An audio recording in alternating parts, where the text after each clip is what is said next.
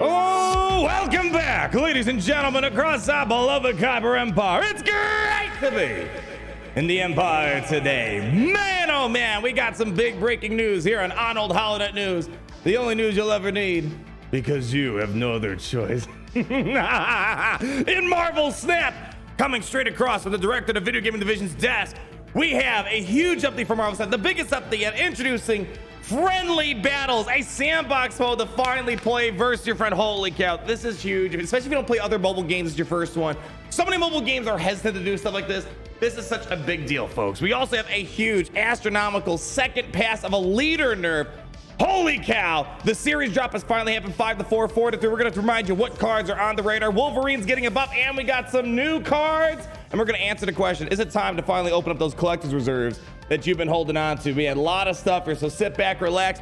Let's get into it. Make sure you caress that like button gently, because you know you're having a good time, right? Yeah, you know yeah, right now. All right, I like you a lot. I like you a lot right now. Get you on over here. Marvel Snap patch notes fresh off the press.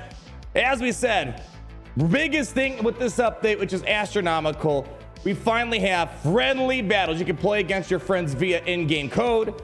Tap the new game modes icon on the navigation bar and then tap friendly battle to get started. This is astronomical. Not just for people to be able to play with theory friends, theorycraft, test out decks without having to worry about losing cubes potentially. Also, we're already seeing creator tournaments start up. A lot of creators had early access and they kind of understood how it worked. They're able to set up tournaments.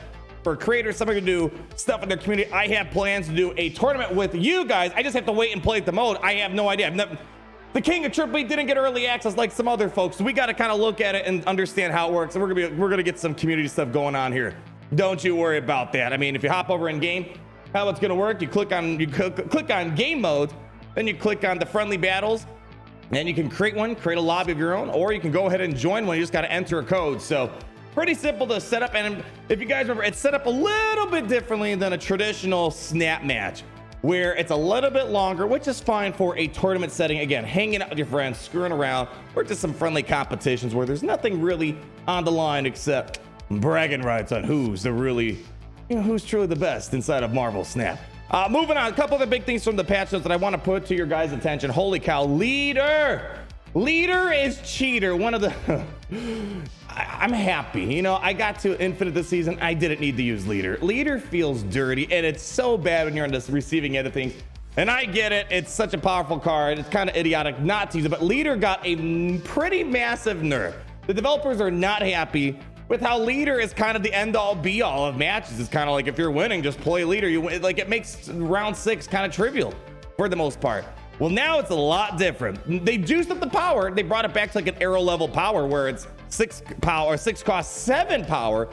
Pretty big upgrade from where it was before for the past month or so. But now you're going to copy all of your opponent's cards that your opponent played to the location to the right of you, but not on your side. It's kind of like Claw, right? Claw can shoot power in one direction. So what this means now is leader's kind of, I don't want to say useless on the left side. It still has some decent power it's throwing down, so you can throw it on the left. But if someone's playing cards on the left, you ain't getting those cards on the left. So instead of copying all the cards everywhere, it's just one location over. So if you're already winning the right, is it really worth playing leader? So it's got a lot more. This is kind of, I think, the nerf I was expecting first go around. Instead of copying all cards, it's only in one location. It's not even the same location.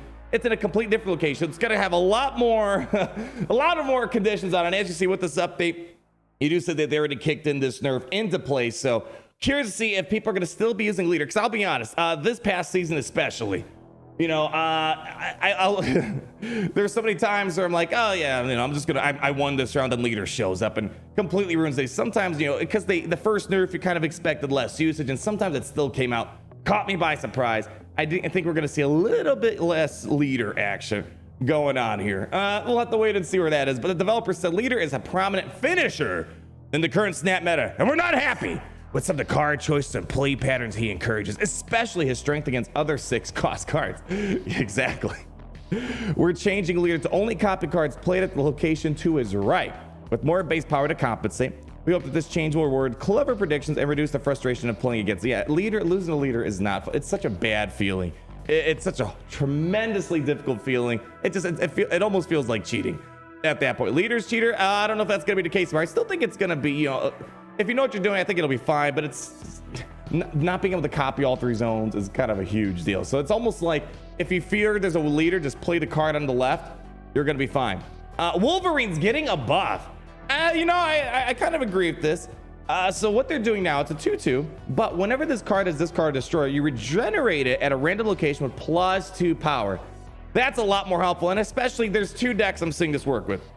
Destroy decks, so Carnage, Venom, all that stuff, and Galactus. Those are probably the 2 more prominent ones to utilize because that's where you're going to destroy it. I mean, you could use it with the discard deck, but it's probably going to be a lot more used with Destroyed, especially with Galactus. If you ever see in Galactus when you're destroying zones, you know, it kind of jumps around, and sometimes it jumps to one zone before the other, and it can get 2 extra power before it comes to, or 4 extra power, because it goes to the 1 zone, 2 power, comes into the Galactus zone, another 2 power. So it's going to be a nice change. I don't know how drastic this is going to make Wolverine, but especially in Destroy decks where you might be eating up the same card over and over again. You send in Carnage, you send in Venom to do everything. Maybe you send in Destroyer. You can possibly get it up a bit more. I don't know how incredibly powerful it's going to be. And for me personally, when I'm playing Galactus, I kind of like having less power and my opponent having more power, because the biggest weakness to a Galactus deck is normally Shang-Chi. Shang-Chi, or you get Spider-Man out of, you know, doing your final play. Those are kind of the 2 biggest weaknesses for the most part. So I don't know if I'm going to be using this more. We'll definitely try it out. But for me,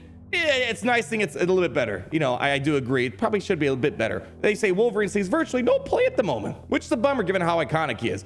We're giving him a substantial buff to reward players for the activating his effect and create new deck building options at both low and high collection levels. So cool. We'll have to wait and see what that's going to pan out to be. So those are pretty much the main patch notes here. A couple of bug fixes going on here, a couple of known issues on here. But what I want to also bring up are a few other things. So as we've been saying, especially if you're pull through complete, it was probably worth hoarding onto your collector's reserve, which I have. I got about 22 of them ready to go. We might do a separate video on it because now, in case you guys forgot, we have the series drop coming down from 5 to 4 and 4 to 3. So Valkyrie, Super Skrull, Bass, Shuri, Black Panther coming down to series 4, coming out of series 5, and then series 4 to 3 is Luke Cage, Absorbing Man, She-Hulk, Titania. For me, I really like to get a hold of Absorbing Man. I would love, I don't know if I would love to get Luke Cage. I would like to try some Luke Cage stuff, but Absorbing Man I would 1000% like. I feel like I haven't been getting the most out of Zabu without Absorbing Man. Black Panther coming down.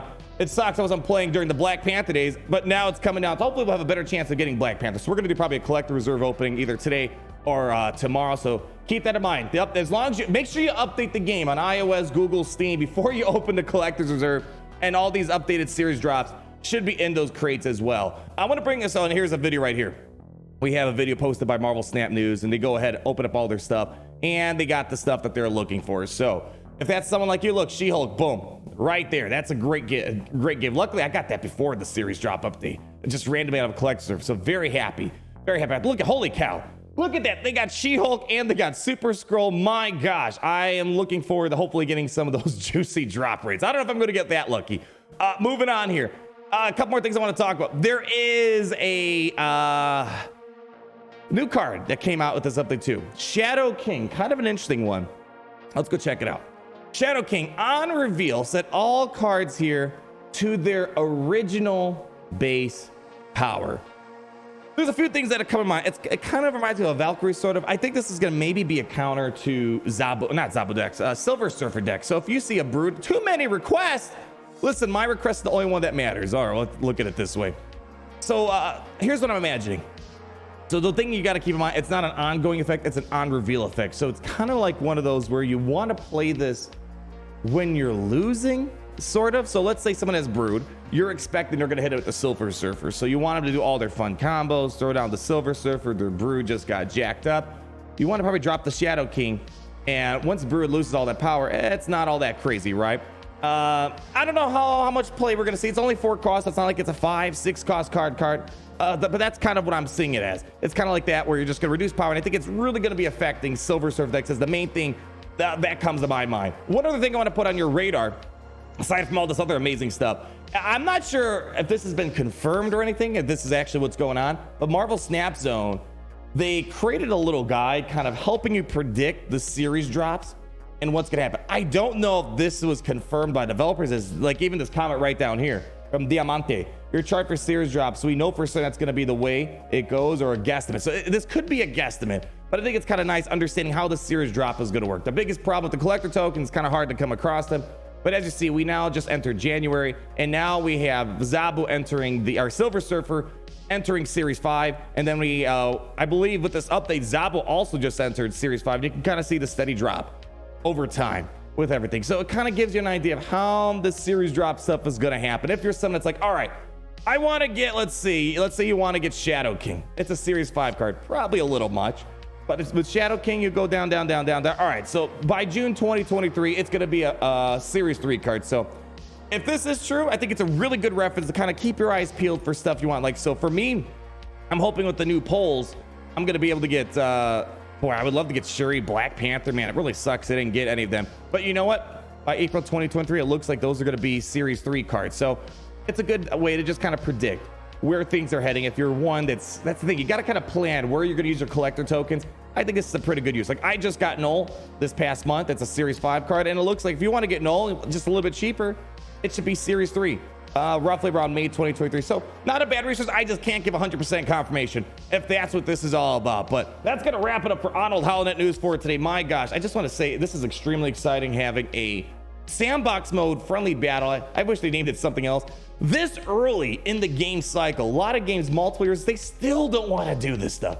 It's going to be a great community building exercise. Yeah, there's nothing on the line, but the point of a game is to have fun with other people. Theory craft, friendly competitions. Like, imagine inviting friends over. It's great. And the best part is, I think they said it's also cross region, so it doesn't have to be just in your region. I think you can play people in Asia, Africa, Europe, whatever the case might be.